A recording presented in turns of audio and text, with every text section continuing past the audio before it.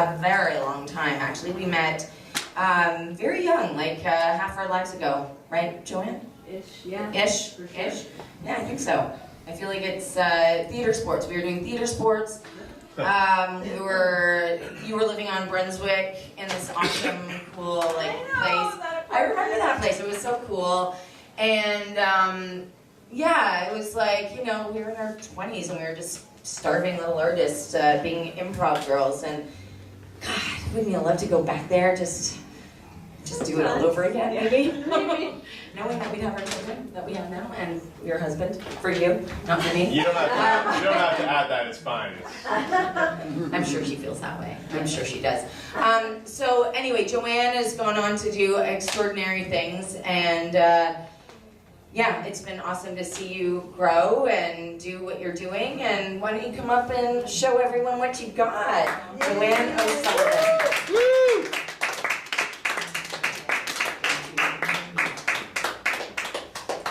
Thank you.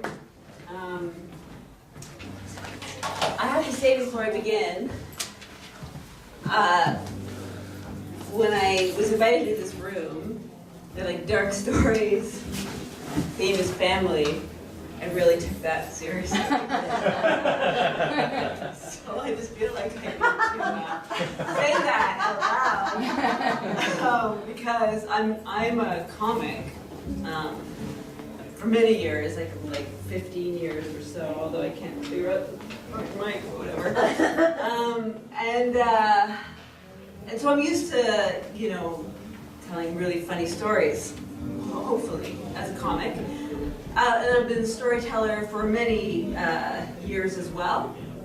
And some of those stories would travel into more serious things, but mostly my spine has been comedy.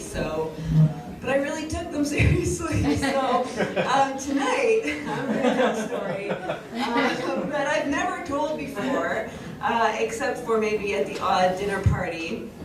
And I'm hoping, you know, just because I'm quirky, it'll be funny, parts of it, but it's not. So we'll see how that goes. I think this story, the reason why this story is dear to my heart is because I think it is a great Canadian story. Maybe the greatest Canadian story. You're welcome. But it certainly dips into darker themes. So when I was 4 years old, my mother got sick.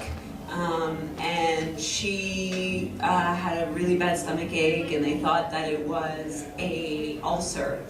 And so for a year they treated an ulcer, but my mom, she gave up her career when she had kids. She had 4 kids. I was the 4th. I was the youngest.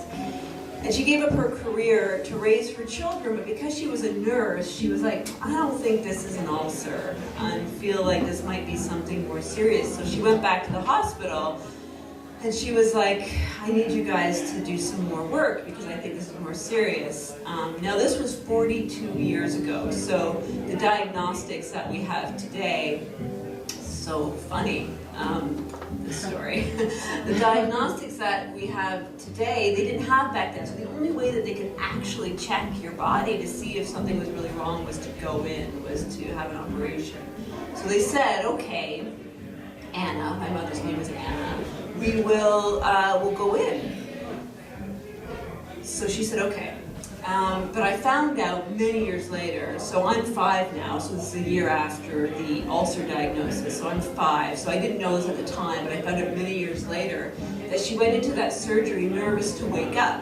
And the reason why she was nervous to wake up is because being a nurse, she knew that when she looked at the scar from going in, there were 2 types of stitches. And the 2 types of stitches were the stitches that you saw if you did have an ulcer and you were going to survive, and the type of stitches that they gave you if they knew that you were going to die. Because then they didn't have to be as careful. Oh. I know. So she was nervous about that. So she had the surgery, and she woke up, and this is my aunt telling me this story recently actually, and she waited for a moment and saw the bandages, and she looked into the bandages, and the bandages said, the stitches said that she was going to die. And she was right. So 8 months later, she had stomach cancer, so 8 months later, she passed away from stomach cancer. And what I remember from those 8 months of her being sick is going to the hospital and eating rice pudding in the cafeteria, like the really bad lights, and sitting at the cafeteria. And I was 6 now, so I don't remember a lot. I remember sitting at that cafeteria, I remember eating that rice pudding, and to this day I still can't eat rice pudding without thinking about my mother and those times that we visited her. Anyway, she passes away, and I don't remember her dying, but I do remember waking up late at night and going to the living room soon after she had passed away and seeing my father talking to our Catholic priest. And of course he was, because he was a suddenly single father of 4 children, so he was talking to the Catholic priest. And I don't know what he was talking. I remember them looking up. I remember them seeing me looking up. I remember them startled. There's the young 6-year-old standing there. I remember their eyes looking at me, but I don't remember, I didn't hear what they were talking about. But I wonder, something else that I found out later, I wonder if he was telling the priest that one of his greatest concerns was that he didn't have enough money to bury my mom. And I'm going to tell you something about my dad. My dad is sort of your quintessential blue-collar, awesome man. I love my dad a lot. And he worked for Bell Canada his entire life. So he was the guy who went down the holes and up the holes, and he fixed all the wires, and he did everything. And after my mom retired from being a nurse to raise her family, with my dad's income, they had enough money to pay their mortgage and pay the bills, and then after they did that, they had $24 left for the month. So obviously that wasn't enough for a family to afford to live off of, so my father did 2 things.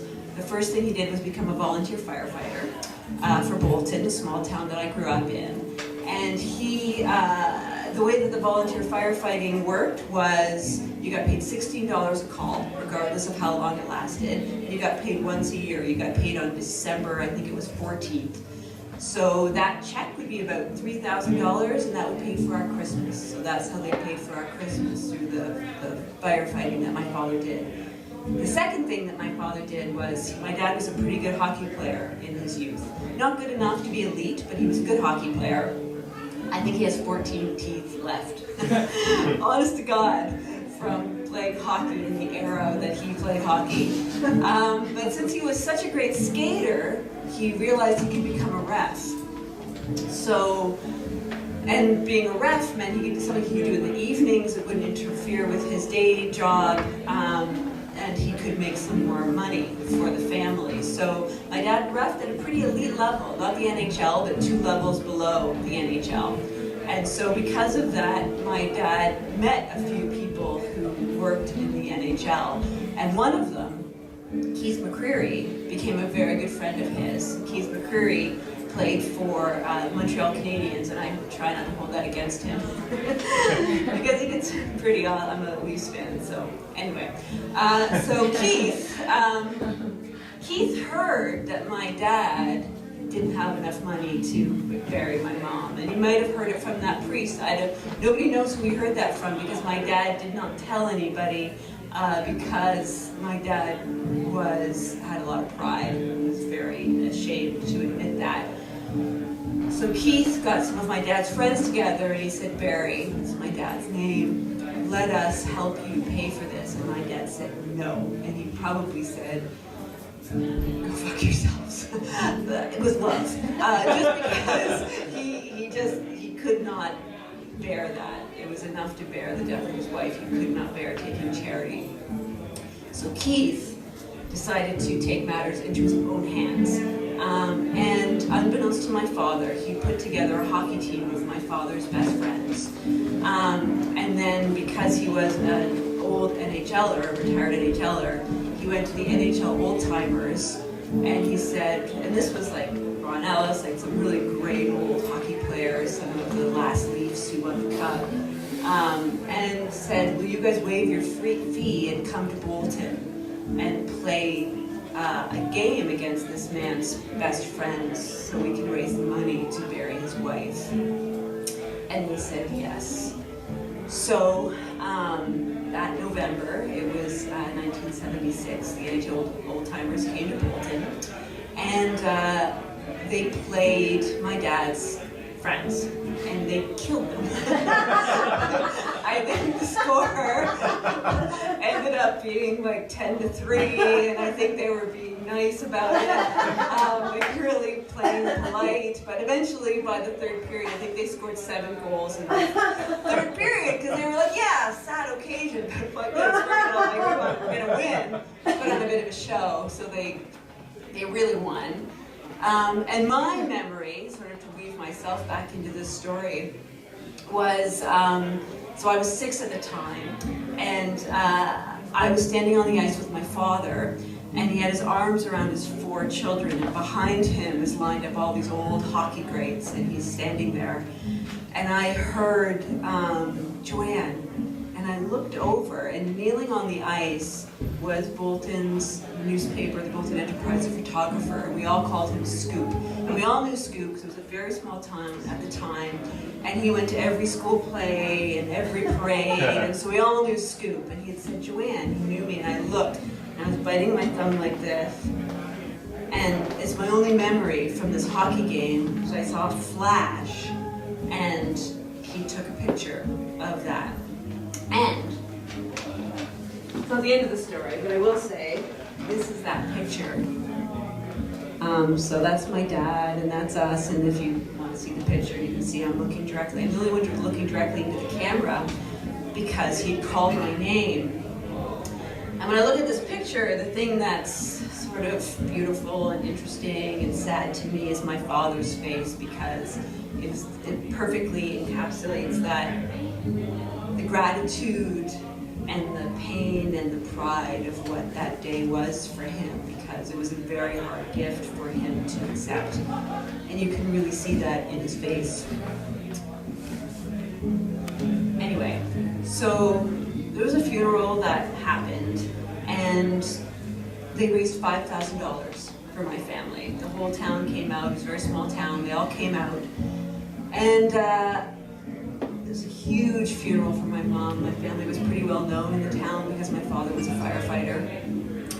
And he had enough money to buy, it was small, it was like a little, literally like a plastic plaque, and pay for the services and all those things. And the sort of, I mean, I guess it's all sad, but the one thing that's sad about the story is that the day of the funeral is actually the last time that I visited my mother's grave. And the reason why that is because my father just couldn't go. It was so upsetting for him that he could never visit my mother's grave, so we never went. And then it grew over, and it was so small that the few times that we've gone to the graveyard, we couldn't find it as adults. So this Christmas, unbeknownst to me, my husband called my father and he said, I want to take my wife to her mother's grave, so can you tell me how I can find it? And he said, well, call the funeral home. So he called the funeral home, and they said, yeah, we know where that grave is. So this year, in my stocking, I got a map of the graveyard with my mother's grave on it. And this spring, once it's warmer, we're going to go there to my mother's grave that was paid for by a hockey game.